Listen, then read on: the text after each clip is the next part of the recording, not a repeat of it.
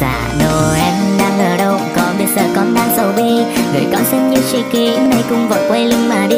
Giờ là lúc Noel vừa đến nhưng vẫn không có ai yêu con thì một mình lang thang trên con phố giống như mọi khi. Lonely Noel, ông hãy ban cho con một cô người yêu để cô ấy mang hơi ấm xua tan không gian buồn hiu. Dù đến không cao xấu xí ôm yêu bao nhiêu thì con cũng chịu, chỉ cần ban cho con cảm giác mà con đang thiếu. Đó chính là một vòng tay ấm.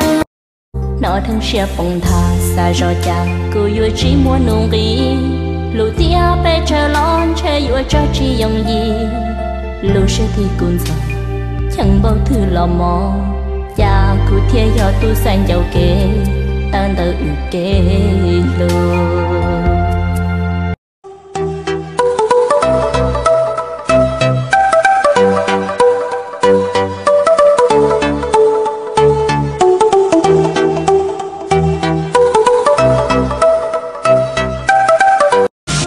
Anh muốn xóa đi hết tất cả kỷ niệm buồn trong anh. Mặc dù em ơi anh đang chơi với giữa dòng đời, vì cứ nhớ mãi một người đã quá xa vời. Yêu thêm cho con tim anh trở nên làm nó.